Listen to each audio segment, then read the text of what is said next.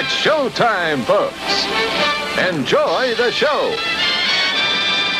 And a fine Saturday matinee good to everybody. Don't I get to do Andy, that? I feel left out. You ask me why. Ask me Is why. it because I haven't been on for so long you've taken over? It's because you're in host 3. You're in the host 3 column. Wow. I feel... That's the equivalent to baby in the corner. I feel like a doormat. You are baby. Host 3 is a corner.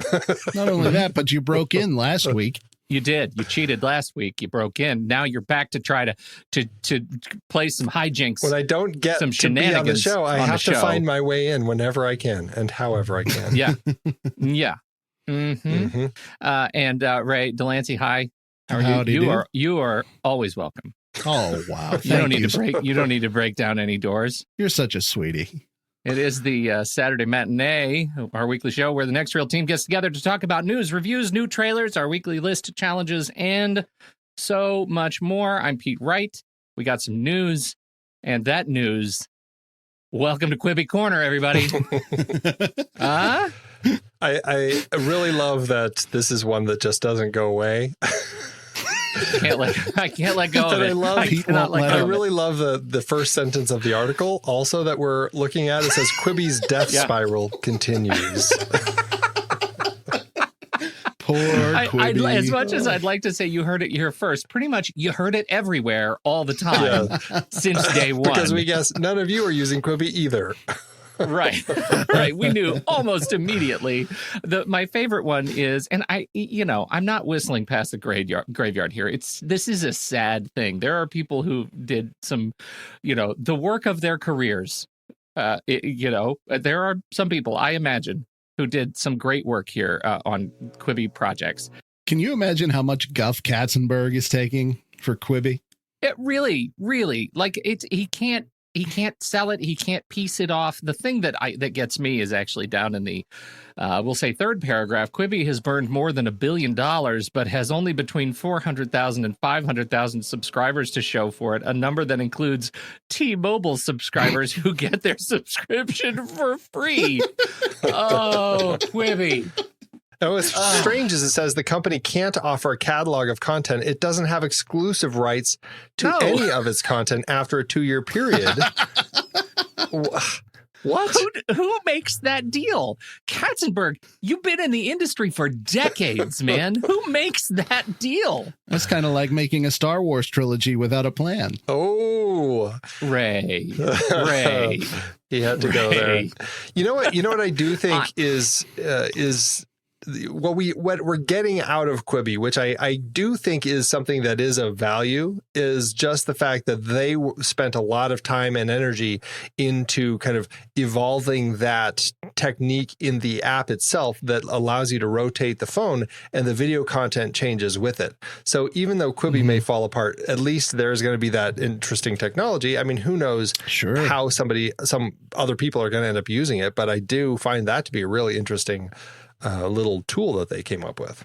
Yeah. Isn't that little tool called Turnstile, Andy? Isn't that what that tool is called? That tool which a well-funded company called Echo claims Quibi outright stole. Oh, wow. Okay. Yeah, they're currently being sued for use of that amazing technology. You can't, make this stuff up. That is fantastic. All right. Well, there you go. Congratulations to Turnstile. Another element of Quibi's downfall there. Schadenfreude is what it is. All I know is that the good thing that could come out of this, there were shows that I was actually interested in seeing. That Hitchhiker show I thought was going to be cool. There's always that show where they put food in an air cannon and shoot it at people's faces. That I thought I'd like to see one time. And so hearing that there's a chance that Quibi's going to repackage, recut everything, get rid of the blocks, and just relicense it to some other company like Apple or HBO or whatever. Just license the shows, get the media out there, even put your Quibi logo on it. Just don't make me watch it on my phone in 5-minute bursts. I think if there's a chance to save a little bit of grace, it's put good content out there with the Quibi name on it, and then go your way. That's what I feel saddest about is like some potentially interesting sounding content that just never was able to find any viewers because of that. And all the performers and the people behind them. Like, I think that there's a lot of interesting stuff from what I was seeing. And that at least gives me hope that, you know, it still may find a home out there for other people to watch. Who knows? Yep. We do have some other, it's just all not good for distribution, but we do know that Disney is once again pulling the plug on theatrical release for Soul, and they're dropping it Christmas Day on Disney Plus. What do we think of this? Well, I mean, Disney said that they're starting to move away from, because of everything with the COVID pandemic, they're really kind of starting to focus on streaming as their main source of entertainment and getting stuff out there. So I think they're really pushing on that. And the fact that they're releasing it, unlike Mulan, where they're not charging for it, I think says a lot that this is a big major Pixar release and it's going straight to streaming and it doesn't cost any extra. You just need the Disney Plus membership. And you know what? I think everybody that I've talked to anyway seems excited about this movie. So I think that's going to put a lot of butts in the Disney Plus seats.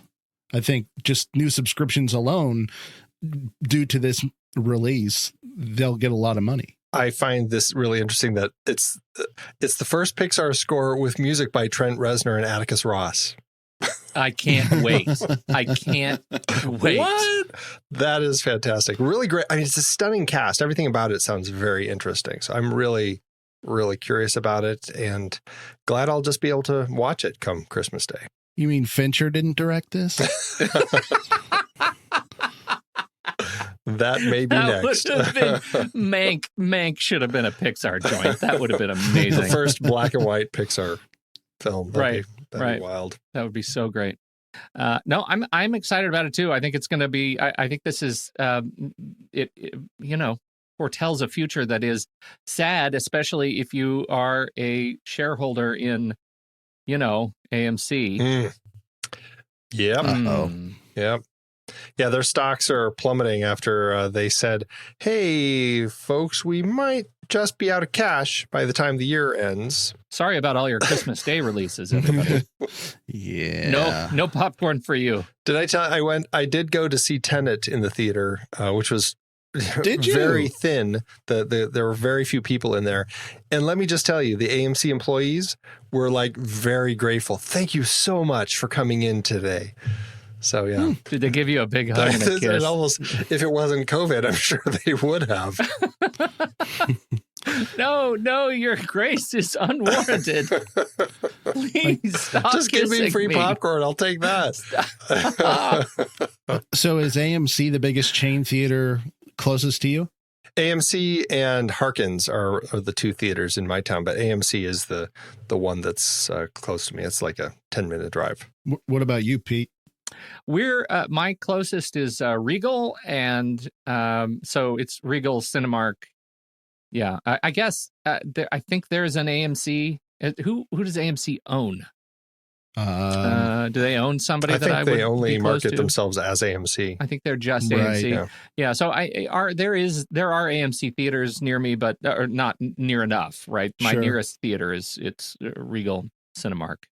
Yeah, and Regal also is another one that just was like a couple weeks ago said they were also having some issues. I mean, it's of course, I mean, everybody who does anything that involves large groups of people. I mean, I'm sure that if we were paying attention to concert venues and stuff, live theaters, etc., that I mean, everyone is going to be having these same stories, right? There's a clock on all of these that is ticking louder and louder every week, and I think we're running out of time. It'll be interesting to see the fire sale that happens on the backside of this, though. You know, COVID comes back in 2 years. Who's around to reshuffle the entire distribution industry? We know this is going to be temporary, right? I mean, in some fashion, this will be temporary. Even if we come back sitting in hive-style plexiglass booths, at some point, people will gather again.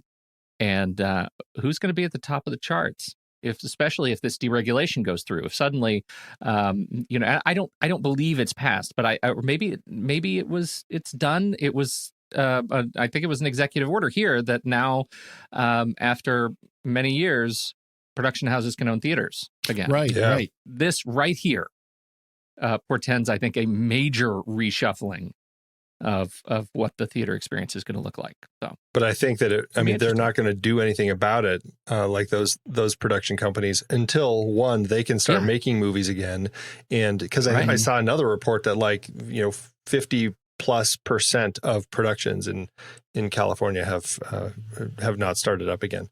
It's just a huge number. But until that's really going, until the theaters are really kind of going, and I mean that's going to just drive the AMCs and Regals even further into the ground. That's when those companies will swoop in and they'll start buying up some of the theaters. So. Mm-hmm. Yeah, right. Well, don't you think there's a fair amount of content that they're kind of sitting on, that they are trying to wait for a theatrical release? I mean, obviously you have the big ones like Wonder Woman or Black Widow or the Batman, but surely there's more than just some of those big ones. Wouldn't you think? They're sitting on a few? Oh, absolutely. And I think some of those, they might be starting to say, should we release these, find a streaming platform where we can put these out. I wouldn't be surprised if we start seeing some smaller films. But I think for them, they just have to figure out, how are we going to get the money back that we spent on it? So what's the line going to be? Is it a $20 million film? Is it a $7 million film? If those even get made anymore, where's the line for a Warner Brothers or a Paramount to kind of say, okay, well, we'll make a deal with Amazon and, get some money out of it while it plays there? Or I'm very curious. Well, I'm curious, and I absolutely. Is there ever going to be a chance for these big ticket movies to make their money back on a reasonable time scale, right? Or is this just like a 24-month, 36-month glut where every movie that is made and released is going to take it in the shorts, and they just know we're going to come out of this massive glut, and there will be new leadership, new people, new talent making new movies, and we just have to get these things out the door. I think at some point that there's going to be some sort of a trigger mechanism where all these movies are going to get released. Something will have to happen. Yeah. We just heard from our school system that we've already been pushed out to February for reopening, and now we just heard in a meeting that they're saying yes, there are no promising signs for opening our high school this year. Wow. No promising signs. That's not if the schools don't open, how can the theaters open? Right. How can the concert venues open? For sure. Yeah. Well, somebody actually at Warner Brothers behind Tenet, they said, we're not looking at making all of the box office back right away. We're looking at the long game with this. It's not about how many weeks to earn the money back. At this point, it's how many months, because with so few things coming out there, Tenet, this could be going back to the days of the 70s where this movie could be playing in theaters for a year or more. And it's just a slow trickle. Tenet so far domestically has earned $48.3 million, internationally $273.9 million. And so, it's made its budget back. Who knows about the marketing budget and all that, but because the budget for the project was $224 million. But if it's still in theaters at this point, this they time just next want year, people to see it. Yeah, exactly. Yeah. But if it's still in theaters this time next year, it may be. Who knows? It may have doubled that. Well, so they're still going to run the long race to $1 billion is what they want, and if it takes them 3 years to do that in theaters, they'll do it. Bad Boys for Life is still up above it, so the Bad Boys for Life clock is still ticking. With I don't know, with Hocus Pocus back in theaters, maybe that's got a chance. The 800 is one we haven't talked much about because it's hard to see with 331,000 domestic. But the 800 is a massive, massive film, $441 million. And it is absolutely at the top of the charts for worldwide 2020. We should see it. Go to China. Yeah, have to go over there to see it. Yeah. Yep. Well, it's always interesting to be getting the reports, the budget reports coming in with things like Hocus Pocus and Empire Strikes Back is having its 40th anniversary. That's playing. Right. The Goonies is playing in the theaters near me, and so it's very funny. And then of course, what's that Russell Crowe falling down type of movie? Unhinged or something. Unhinged. That's still playing. So there are certain things that they started when the theater started. The New Mutants, like they're just in it for the long game, and so I am curious to see how long these films play in the theaters, and it will be it's going to be a very interesting year of statistics with asterisks next to them. Yeah, right. I'm curious how they'll run into existing contracts with release windows, right? Because at some point, theatrical release, doesn't that trigger some sort of a home release countdown that says you're going to be in the theaters for a certain amount of time, and then you need to be like, we get access to streaming? And I don't think so. It's usually like how much time afterward, like once it stops, how much time before all right. Before we can start putting it out there. Okay. Unless there was a deal beforehand for like a day and date release, something like that. Yeah. But that is an interesting point, and I wonder if the different distributors are talking to the theaters about this, because there is a point, the longer a film stays in theaters, where there would be a shift in the who gets the profits from the ticket sales. It starts out those first few weeks or month or so, very much like 90% of the ticket sales goes back to the distributor. And then as time wears on, it turns into eventually close to a 50-50 split between the theater and the distributor. And I wonder how that's going to end up working for the distributors, or if they're going to push for new deals with these theaters, and if the theaters will do anything, because they're all struggling. It's interesting because if you remember last year with Avengers Endgame, they really wanted to push it up to beat the record held by Avatar. Right. That they kept it in theaters longer, but I think by the time it finally beat the record, it was already released on home video. So, yeah, right. What do we have? I feel like we need a clock, like a countdown clock on our website for when we think everything will be back to what we consider theaters open population. Is it 2023? 10 more years. 10 more years, Ray. There is a good chance humans will be living on Mars, and the theaters here will still not be open. It'll be like that one shot in I Am Legend, wherever he's walking down the street and he's all by himself, and there's that big billboard for Batman v Superman. It'll be that, but it'll be like Andy Nelson's The Last Man on Earth, and there's the billboard for Tenet or something. I'll be watching it over and over, just saying all the lines in the theaters, that's right. Charlton Heston watching, what was it, Woodstock that he was watching in Omega Man? Oh, right. You could be actually doing all the lines in Spider-Man 3. I could. with all the Spider's men. What do you think of this? Tobey Maguire, Andrew Garfield apparently signed to join Tom Holland in Spider-Man 3. Are we excited about this news? I don't believe it. No. It's, it's exciting news, but until it's actual news, then I look at it as rumor. I'm not excited about it because I feel like Marvel has gotten to a point where all of their movies have just been building and building and building with so many characters. You started out in 2008 with Iron Man, and you had your individual character movies. Then you had the Avengers, and then you had Age of Ultron, which had even more Avengers. And then you had Civil War, which had all of these characters plus more fighting each other. And then you had Infinity War and Endgame, which was pretty much every conceivable Marvel character. And now it's like they need to keep going with these events, you know what I mean? And I feel like they should just calm down for a couple of movies and take a breath. You're in the settle down Marvel camp. Right. Plus, this kind of steals a little bit of thunder from the animated film Into the Spider-Verse, I think.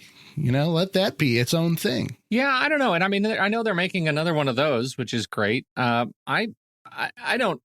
feel like it's a weird stunt, even though I know you're probably better equipped to talk about this than I am, but I know that the extended sort of Spider-Man Spider-Verse is has, obviously we saw it in the animated Spider-Verse film, all of the different Spider-Men and all of the different villains. It seems like such a weird stunt to bring back Jamie Foxx.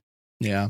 Was not one of the more memorable villains in the Spider-Man not in a good way universe. Anyway. Right. And so it just seems strange to me that we're just piling on after we've moved on. I don't mind the idea of them doing crossovers like this. I do think that there are things like bringing Jamie Foxx back. That's terrible. That's a terrible idea. But in regard to Jamie Foxx, though, we only know that he is back. We don't know in what capacity. For all we know, it could be a 10-second cameo. He did say he's not blue anymore, and he got in trouble for that. That was a big deal, apparently. If they do wind up doing this, I hope that it leads to focusing on other Spider people like Spider-Gwen or Miles Morales, people that you don't see too often. Lay off some of the white guys for a change in the live action universe. Right. Yeah, I think so too. And I think, frankly, the having opportunity to do a Spider-Gwen story would be fantastic. I think there is such room for that. And a Miles Morales story. I mean, I've really enjoyed the comics that I've read of Miles Morales, and I think there's a lot of room. Is the game out? The wished for it's the PS. Is it a PS5? I think it comes out with PS5.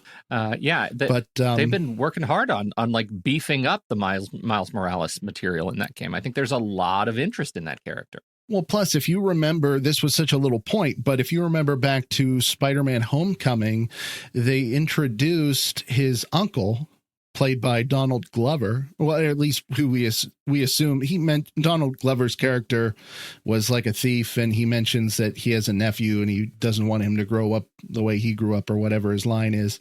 And that points to Miles Morales because it's just like Miles Morales' uncle. Yeah, that'd be very cool. All right, that's the news. Let's do some trailers. All right, Andy, you were first. You got your trailer in first. You're a big shot. I was really surprised I was first, considering I only did it a few hours before all of this began. I'm picking a trailer that came out about a week ago, but it hadn't been talked about yet. And when I heard about it, I'm like, oh, wow, really stunning cast. I'm really kind of curious about that. It's the 355 with Jessica Chastain, Diane Kruger. You've got Sebastian Stan, Penelope Cruz, Lupita Nyong'o, Fan Bingbing. It's like a really interesting cast of women who are they're working with different agencies around the world who kind of go on, I guess I won't say rogue, because it seems like Jessica Chastain's character is kind of getting approval to do it. But her boss is saying, we can't sanction you to do this, but you can do it on your own, sort of thing. And so she kind of goes off on this mission and ends up recruiting all these other women from agencies around the world to do kind of like go after these, to kind of perform this big mission. The old wars, Cold War, War on Terror. We knew who we were fighting. But now the enemy's invisible.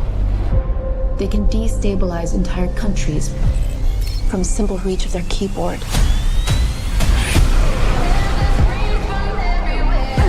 Officially, I can't put you on this. But if you were to go out on your own, I would need some help. I'm guessing this isn't a social call? I'm putting together a team. You're the best in the world at what you do. I thought this was done. I'll be back for dinner tomorrow. Hands! Put your gun down, please. 5, 4, 3, 2, 1! Pull the trigger! Or you can listen. We all work for different intelligence agencies. American, British, German, Colombian, Chinese.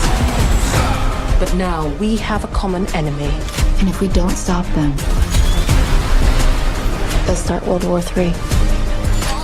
I don't know. I just found it really interesting to see. And I hadn't even heard of this film. And so I just got very excited watching all these women just kind of kicking butt and fighting all this stuff and dealing with family issues. Like there were so many things going on in this. So it really piqued my curiosity. Had either of you heard of this one? No, but it looks awesome. Yeah, right. I hadn't heard of it either. It's like it is amped up Charlie's Angels with more Jason Bourne. Yeah, well, it makes sense because it's produced by the people behind the Jason Bourne films, but it definitely has that vibe. It feels more Jason Bourne, a lot less Charlie's Angels, which is good because I was not a fan of those films. But this, like, especially with this cast, I mean, what an interesting cast to bring together to do this. So I can't wait to see this. I hadn't even heard of it, and whenever I was watching this trailer, I was genuinely getting excited, and I was like, going up and down like this in my chair, you know? Yeah. The thing to be concerned about it is Simon Kinberg is behind it. I think he's the writer, director, probably writer, producer, director on it. He generally is a producer and has produced quite a number of things that we like some of the later X-Men films like X-Men First Class and Days of Future Past. The Martian, Deadpool. All solid movies. Logan, Murder on the Orient Express, but then he went and did a turn as director once before this, and that was X-Men Dark Phoenix. So does that bring concern to either of you that was his one turn as a director? No, because that movie was doomed before it started. Oh, okay. I didn't see it. Pete, did you see that one? Yeah, I did. I did. I do. What Ray said, it gives me actual solace, right? Because it is like, I know he was fighting such an uphill battle for that with that movie, and like, there's only so much you can do. It was a mess, and yet it's a 5.8. Like, people like it almost enough to make it watchable at a 6 on the IMDb score. So almost, almost, but not quite watchable. Yeah.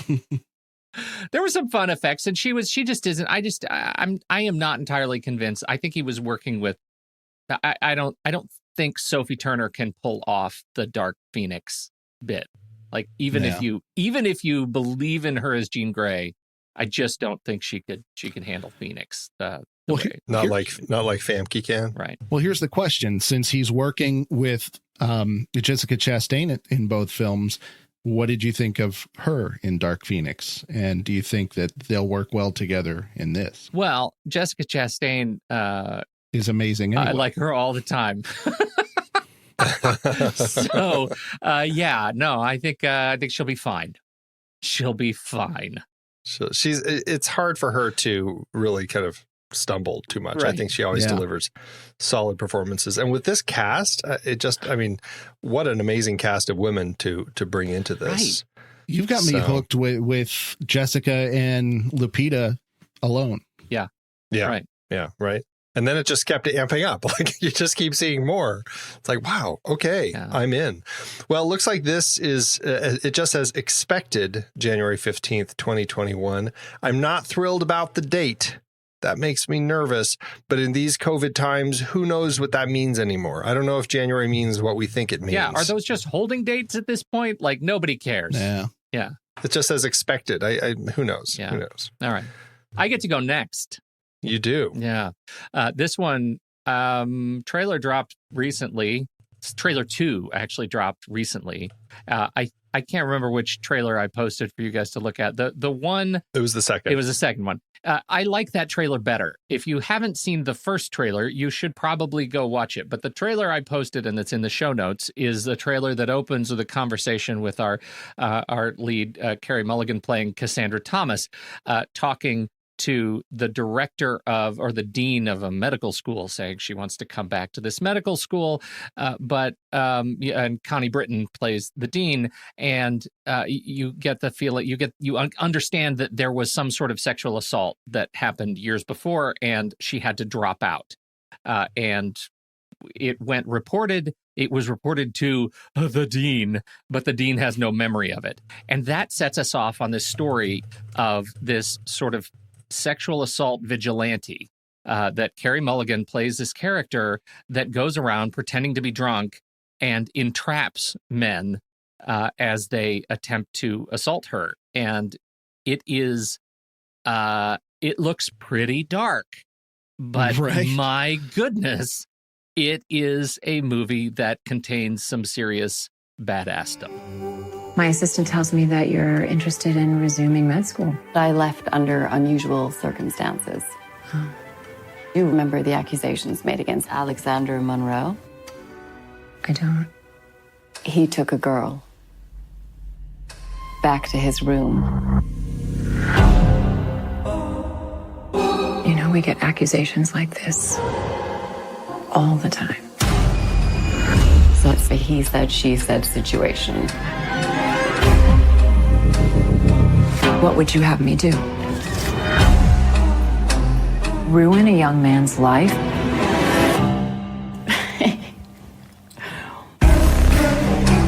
Was it reported?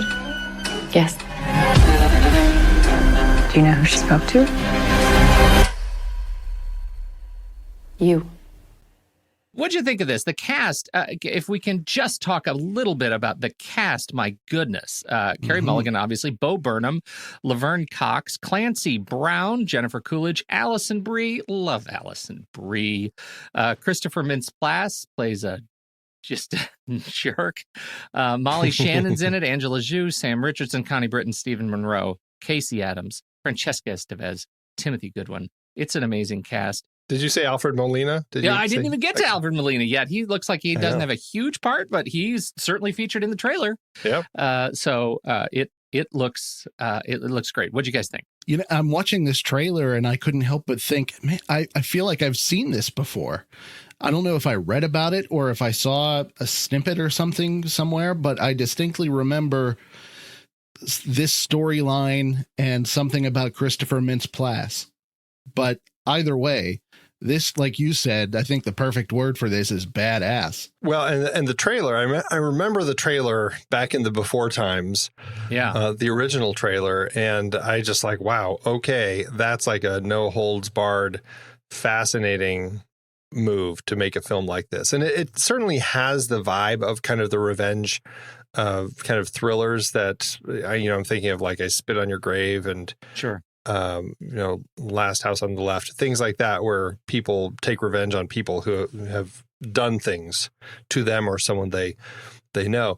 And so it's certainly not a new thing to tackle, but the way that they're doing it and the way that they're approaching it with Carey Mulligan looks really interesting and intriguing. And I don't know, it's thrilling to see, and I am very curious about the direction they're going to take with it.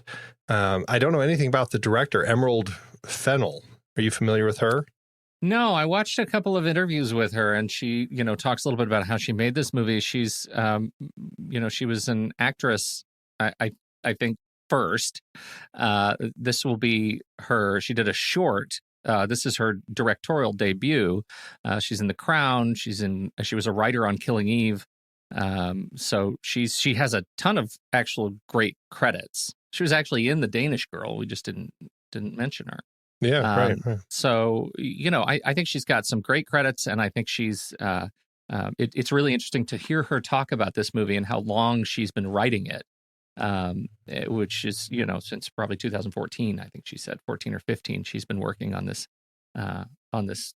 movie and story. And so I'm eager to see what comes of it. Just watching the trailer, it does not feel like a directorial debut. It feels like very assured hand behind it. Yes. It is a great trailer in that regard, right? I mean, it is a competent trailer. It doesn't say anything in the trailer about in theaters. It is non-committal, only committing to, I think, a very interesting date for a drop in the US and Canada, at least here. That is December 25th, 2020. What to watch, Soul date. Or that? Yeah, those are your choices. Or both. So one for the kids, one for me. Right. The kids will love this one. That's right. Soul's for me. Right. All right. What do you got, Ray? Okay, so I don't do documentaries very often. But when I do. But I saw this and I was just super duper excited. This is for a documentary called Boris Karloff, the man behind the monster. He was the consummate character actor, a character actor who became a star. I was transformed by an actor and by a moment in a film. So there is not a single movie I've ever done that is not under the shadow that this man casts. The storm will be magnificent. Where he kind of backs into the scene and turns around slowly and the lights, and there's that face. You can't imagine a better entrance. I had a religious conversion. I saw my Messiah. You can make Frankenstein a gazillion times. Everybody's always going to compare it to Boris's version. He stands for the whole of horror, and his image is on absolutely everything. You don't see Robert De Niro lunch buckets as a Frankenstein monster. It's always Boris Karloff. You can show that image to almost anyone in the world. What's this? Frankenstein! It is from Voltage Films Limited. The director is Thomas Hamilton. It looks like this is the first film he's directed, but he's been involved in a handful of documentaries before. Looks like he's written 3 different documentaries about actor Leslie Howard, who had a part in Gone with the Wind. But this, I think, is a documentary that's very much needed. And I'm not just saying that because I have a deep, deep, deep, deep love for Boris Karloff and that generation of horror/monster movies. Boris Karloff was such a nuanced actor in his day, and most famously known for Frankenstein. I feel like in these newer generations, he often gets overlooked because those monsters, generally speaking, they're treated like cartoons. You know, people forget that they were once real horror icons. They were the Jason Voorhees, the Freddy Krueger of their day. And I think that this really shows not just what a nuanced actor Boris Karloff was, but also how influential he was to filmmakers from then till now, like Guillermo del Toro, Christopher Plummer, John Landis, Peter Bogdanovich, Joe Dante, just to name a few, all of which, by the way, are interviewed in this documentary. What did you guys think? I love Boris Karloff. I find him to be just really fun to watch. We've talked about him at least once on the show.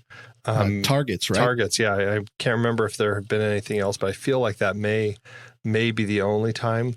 I do find him to be a really interesting actor, somebody that I enjoy watching. So I'm thrilled that this is coming. This was something that was Kickstarter. They had put a Kickstarter together to get it going. And I guess they're about at that point where they're done then, huh? Right.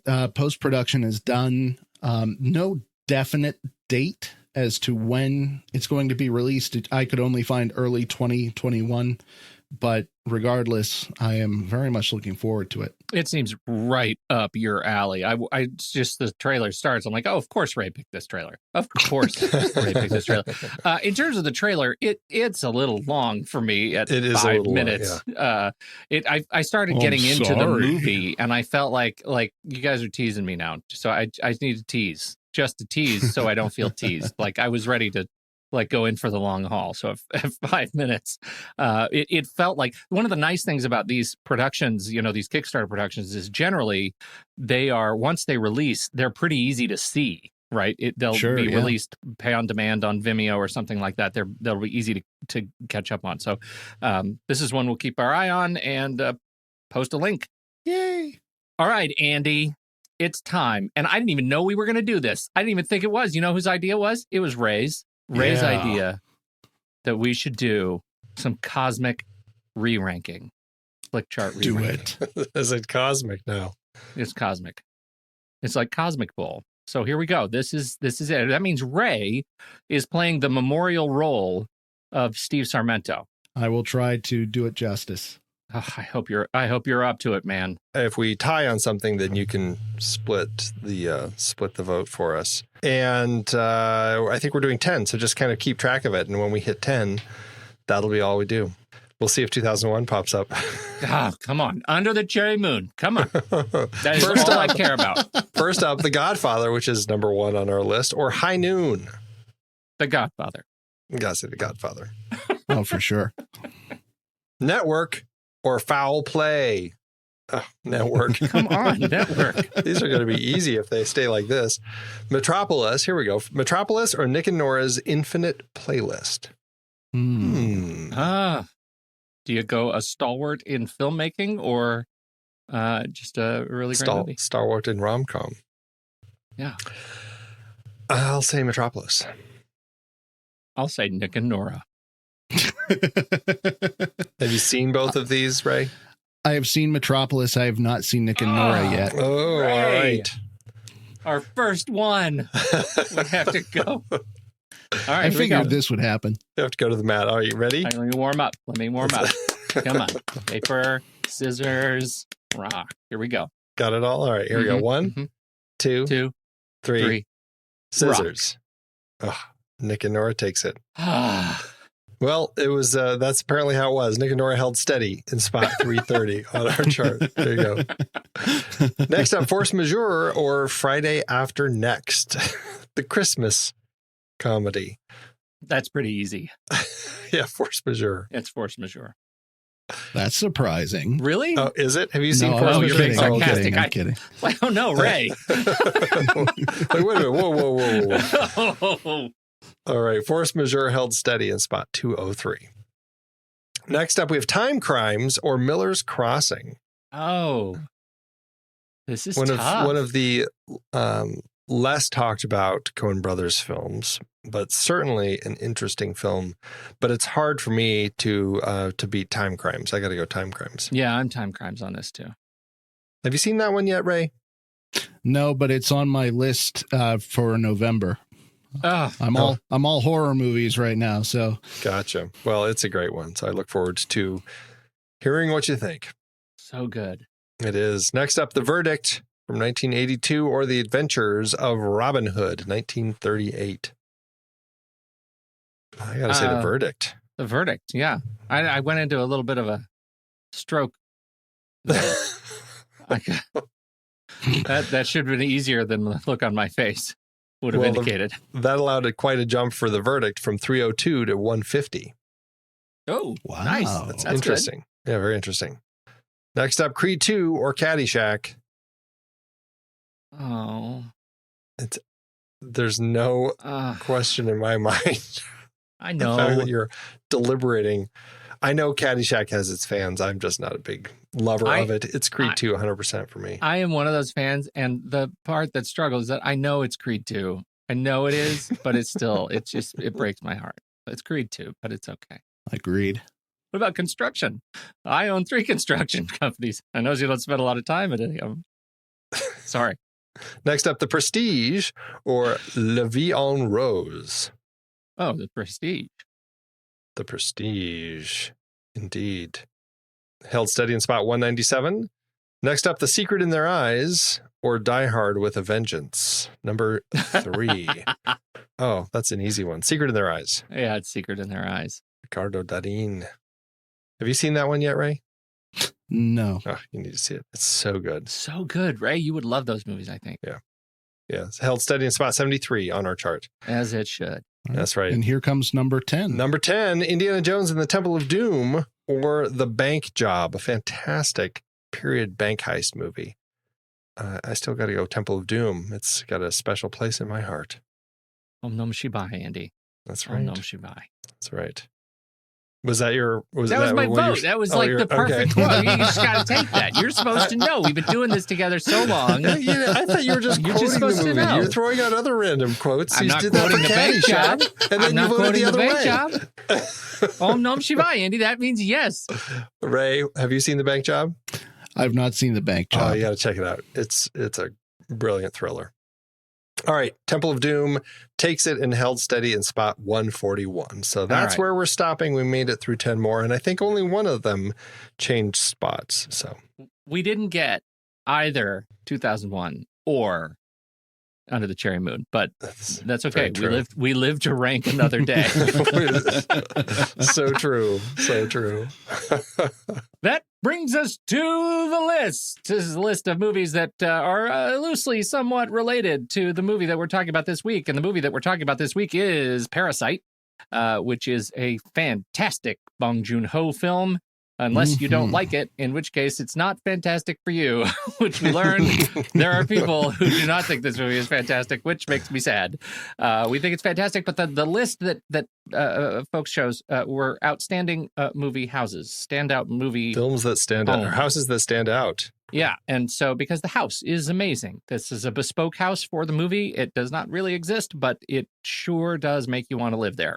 And so we bring a list of movies with other standout movie houses.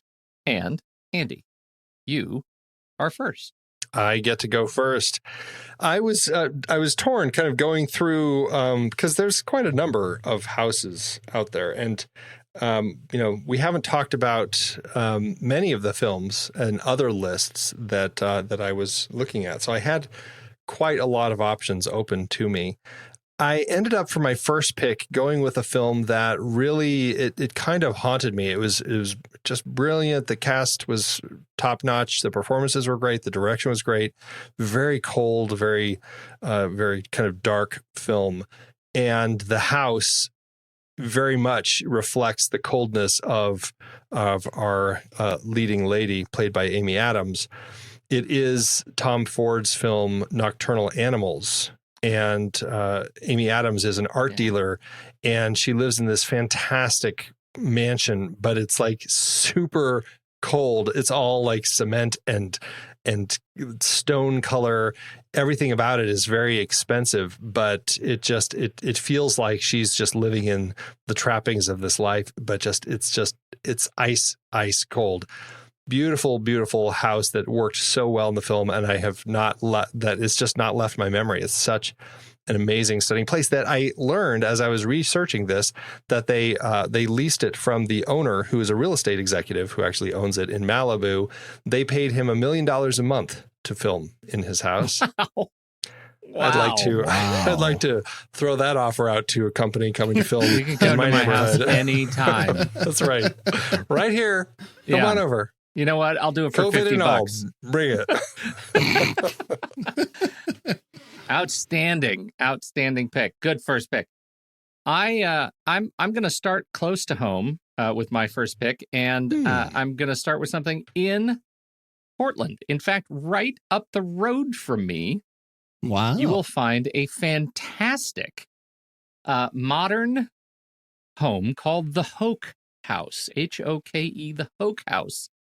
It sits right on the edge of Forest Park here in Portland proper. It is just lovely, and you can actually get to it. You can drive by it, and you'll say, "Hey, that house looks so familiar." It's got this giant sort of cantilevered overhang.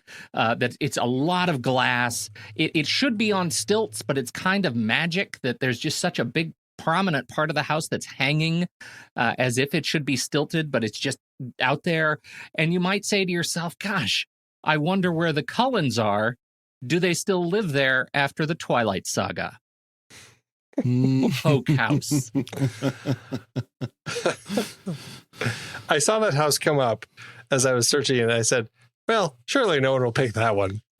I was wrong. What are you talking about? It is a standout house. I don't care what you think of the movie. The house is amazing, and it's my neighbor. Of course I'm going to pick that house. That's true, of course. Is that the guy mowing? Right.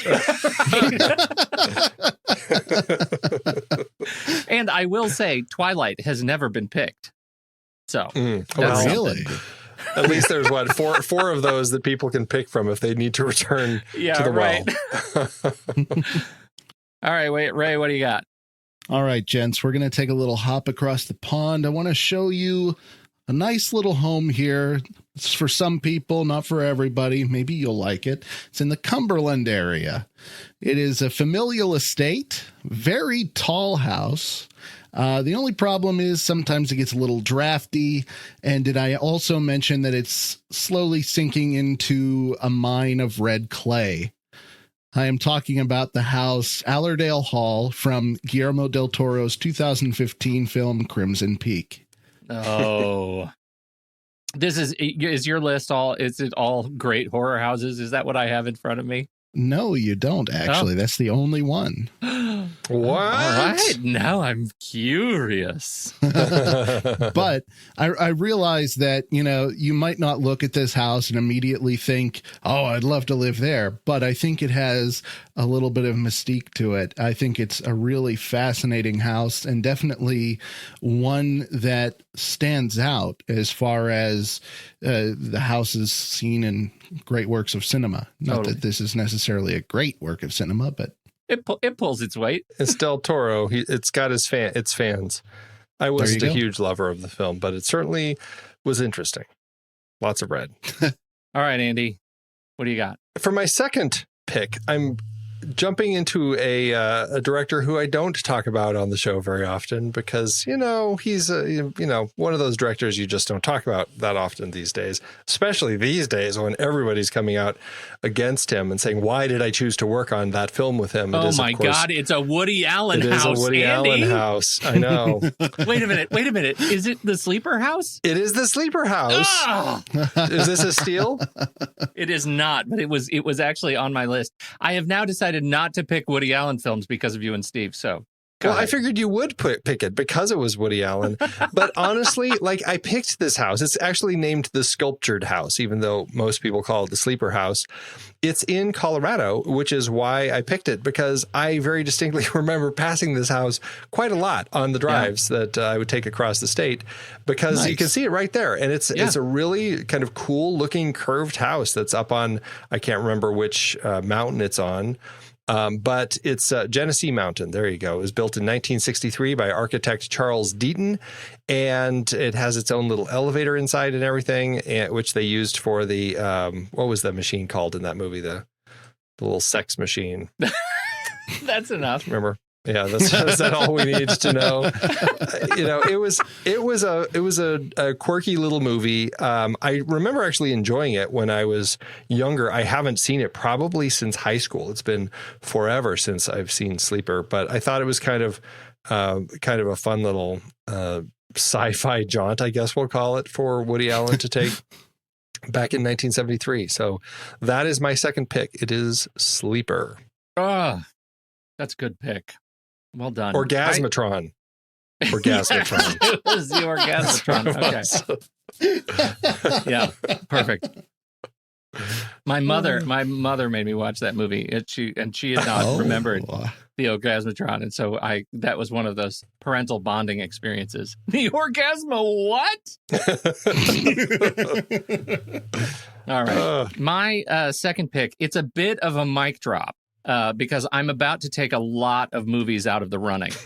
But you already did Twilight, so yeah, I already took 4, and so I'm going to go ahead and do it. And I do it unapologetically because the house is fantastic, and so are the movies that have used it. It is called the Ennis House. Do you know the Ennis House? Is it a steal? No. It could very well be. Let me go ahead and tell you a little bit about the Ennis House. It's in Los Angeles. It's off of Griffith Park. It is a Frank Lloyd Wright house. Now, what has been shot there? How about House on Haunted Hill? How about The Day of the Locust, or Blade Runner, the original, or Buffy the Vampire Slayer, the TV show, or Karate Kid 3, or Black Rain, or The Glimmer Man, or The Replacement Killers, or Rush Hour, or The 13th Floor? Love The 13th Floor. In fact, the Ennis House is so famous, they actually recreated the Ennis House on a soundstage for movies like Predator 2, episodes of Star Trek The Next Generation, The Rocketeer, Mulholland Drive, Twin Peaks, Westworld, the new HBO telling of it, and it was even represented in an episode of South Park. The Ennis House. I don't even know what movie I'm going to pick. It's been in so many movies. I think I'm going to say The 13th Floor. I don't think that's ever been picked, and I Love that movie so much. So 13th floor, the Ennis House, Frank Lloyd Wright, Griffith Park, Los Angeles. Let's go. I like how cocky you are, convinced that you're stealing from somebody just because you picked that house. I love that. No, well, I am cocky about that. I'm disappointed that it didn't play out because that would have been fun, especially if I just got all your steals. I had House on Haunted Hill as a backup, but I really didn't plan on using it. So. Okay, well, it was a try. It was worth a shot. All right, what's your number 2? Okay, so if you didn't like the house, gents, from my first pick, maybe you'll like this one better. Let's come back to the States and go to New York City's Upper West Side and look at this 4-story brownstone that I have here. You are selling it to me right now. I just want you to know. It's been covered on a movie done by you two on the main show. And it's, like I said, it's a 4-story brownstone. Now, it was previously owned by a reclusive millionaire who thought that someone was going to come in and just steal his $3 million in bearer bonds. So he put in a panic room. Mm-hmm. Are you? Panic room. That house... when I first saw Panic Room, I saw this house, and all I could think throughout the movie was, I would love to get lost in this house. Totally. Although it's pretty much just straight up and down. What it needed is a fireman's pole. That would have been great. That would be really hard to slow down. By the time you're getting to that 4th floor, you'd like burn your hands. I don't know. I would rethink that fireman's pole. Yeah, you know what? Now that I think about it, maybe this wasn't a bad choice because I'm a fat man and my greatest mortal enemy is stairs. There's an elevator. Yeah, there was an elevator. Yeah, but they're not always reliable. All right, Andy, final pick. Final pick. I am going with a house that it's a beautiful and an interestingly structured house that was built specifically for the film. It doesn't exist in real life. And it was a film that really ended up being quite divisive with people. A lot of people loved it. I'm in the camp of really enjoying it and seeing a lot of interesting stuff with it. A lot of people hated it. And I think that's kind of the nature of this director. It's Darren Aronofsky. Oh, for crying out loud. And it is his 3-story Victorian house in Mother that is as much a part of the symbology of the film along with the characters and the way that the whole film kind of evolves and ends and is reborn and everything. It's a fascinating film. And I don't want to spoil it, but I found it to be really interesting. There's one scene that is intense and very difficult to take. I will warn people if you haven't seen it, but on the whole, I found it to be a really, really interesting film. So that is my final pick, Darren Aronofsky's Mother. Mother! You got to scream it. Yeah, Mother! Yeah. That's a great pick. I have to say about that. It's a tough one. I loved it. Yeah, no, that's on. It's that's one of those that I brand. love. It's like I don't think I would want to watch it too many times. It's a tough one to watch. Yeah, no, I get that. My final pick. Originally I had this motif where I wanted to do just houses on stilts made of glass. That was my whole thing, and my backup houses now are all stilts and glass. But then I changed themes, and I went with the blank house, the Hoke house, the Ennis house. So by that formula, you might be able to predict my final house is one. It's a heartstringing house. It pulls tight at my heartstrings. The film stars Sandra Bullock and Keanu Reeves, and they're in this movie together, but they're separated by 2 whole years. I'm talking about The Lake House, which is an amazing house. It's like the perfect Airbnb. I would not want to take care of it myself, but I'd love to spend a couple of days there. And I would check the mail often. If that's important to the current owners, I would always check the mail and I would respond promptly. The Lake House is one of those movies that I remember fondly just because, I don't know, I was probably, I guess it came, I just was in a very It was in your sappy years mood. It was my sappy years. Yeah. And so I just, I'm fine laying on the sap for the lake house. The house is amazing. And the story is so sweet. It was a very sweet story. I enjoyed that one.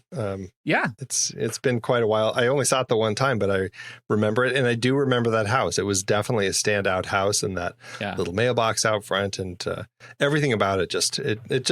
It fit perfectly for a kind of a romantic story like that. Totally.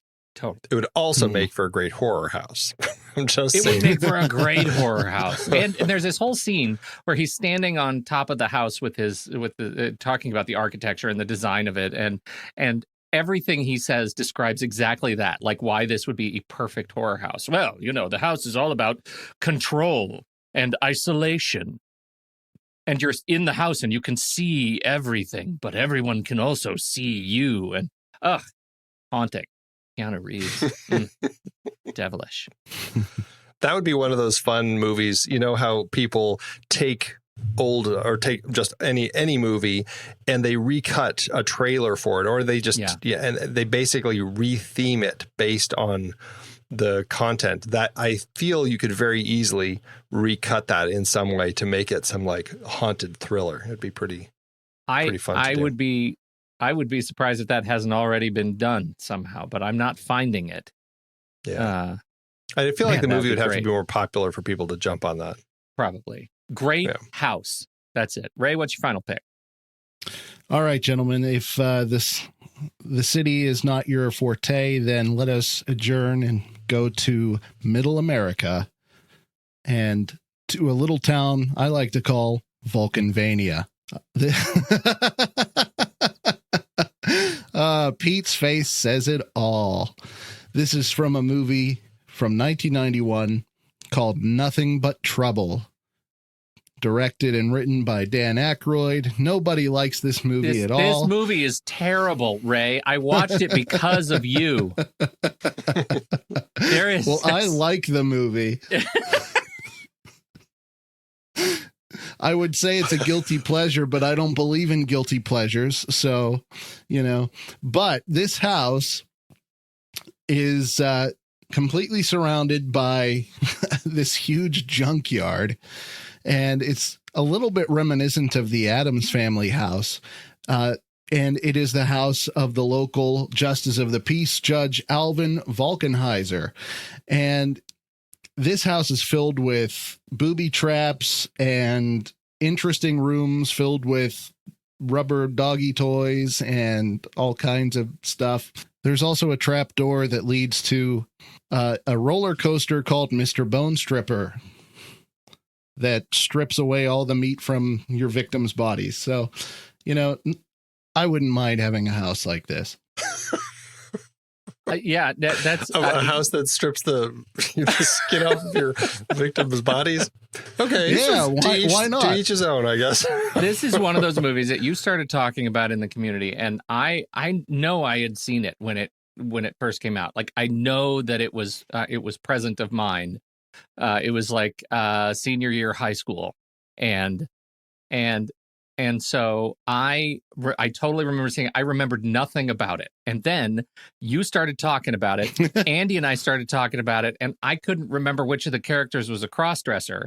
And so I had to go back and watch it. And Ray, I regret it. I'm the only person alive who likes this movie. Man, when the giant babies, when Aykroyd comes out in the diapers, that's when things go south. I like his name is Bobo. Beginning, yeah, Bobo. Yeah, Aykroyd's in a lot of characters in this thing. It's wow, it's rough. It's rough, but you're right. It's a great house. It's a great character house. That is, but absolutely does it beat true. The house from Twilight? That's the real question. I just can't believe that now, having never been picked, Ray has broken the seal on Nothing But Trouble in our list. of all times. Well, right. Yeah, I didn't see that when it came out because it didn't look good. And Ray didn't manage to convince me when he was pushing for it. So I still have yet to see it. And I count that as a win. C'est la vie. Maybe one day I'll watch it, and then Pete and I can double up on you. Yeah, right. Or you and I can double up on Pete. Who knows? Maybe I'll like it. Do you have any good backups? Just, for the... I had backups. Do you want to hear my backups? Sure, I'd like to hear your backup. The Money Pit. I was very, that was, I feel like I should have done that because I'm such a Tom Hanks nut. And that house is fantastic. The Money Pit, Beetlejuice. I love what they do to that house. I had Beetlejuice. The Royal Tenenbaums. Yeah, that's good. Psycho. I couldn't believe that Psycho didn't pop up when I searched for it. I had Psycho, but I was convinced you guys were going to use it. I was convinced you were going to use it. I was convinced you were going to use it. I knew this was going to be a House of Horrors for Ray.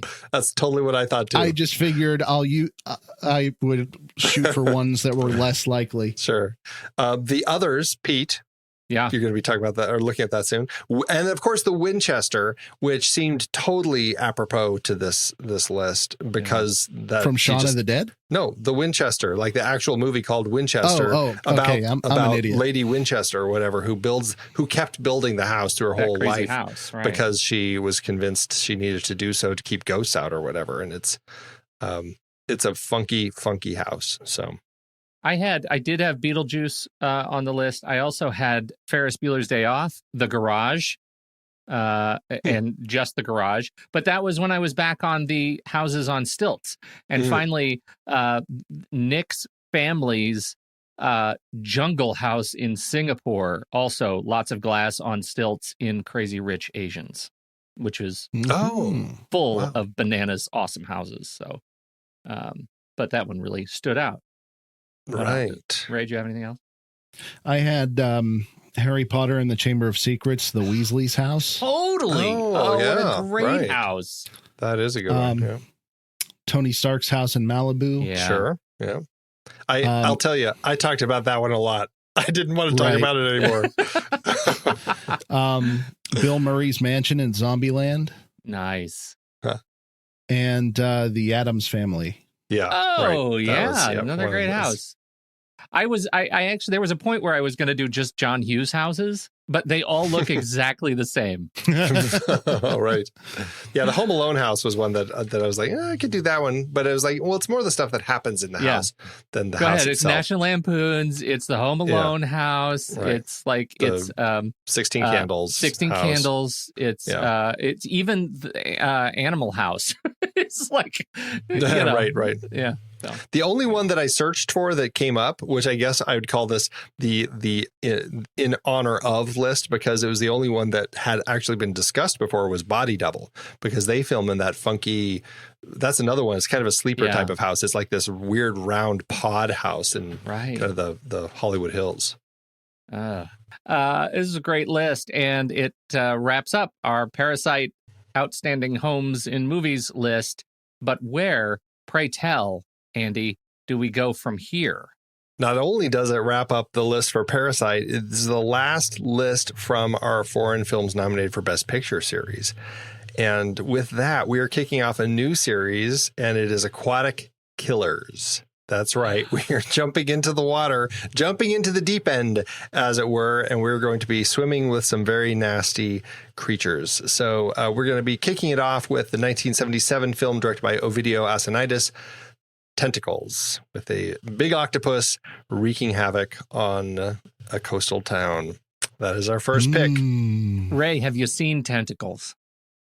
I bought the rental. I have not watched it yet. I'm watching it tonight. Okay. Okay. It features an octopus. It doesn't actually feature any tentacles. We learned this. They're arms. Things you learn. The science of the show. I do like the idea. There are many stories. Yeah. I do like the idea of kind of, the whole thing is caused by corporate greed, right? Yeah. You've got this corporate greed, which leads to an environmental disaster or a disaster of some sort. I like that idea as a list option. Corporate greed leading to a disaster. Oh, I think that's a natural fit. Mm-hmm. Okay. Corporate greed leading to an environmental disaster or any disaster? I just say any disaster. It could be environmental, but I just say broaden it a little bit. All right. I'll tell you the one for me that lights me up the most. This movie has, by all rights, an amazing cast. John Huston is in this movie, and I feel like he headlines the category that I would love to see us expand on, which is great actors slumming it. That is my favorite choice on that list. All right. Great actors slumming it makes the list. Now we need a third pick. We have corporate greed leading it to a disaster, great actors slumming it.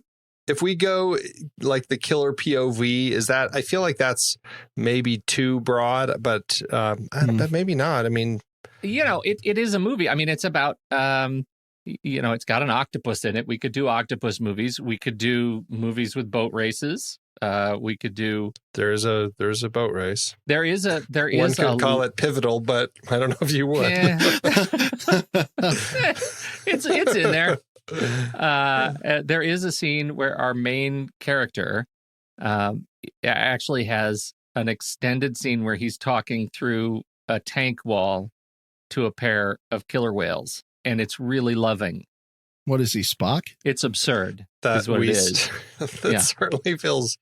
Yeah, so there is the whole mind meld, talking to animals angle. We have animal attacks on the list. I wonder, though, if that might be better served for some later movies in this series.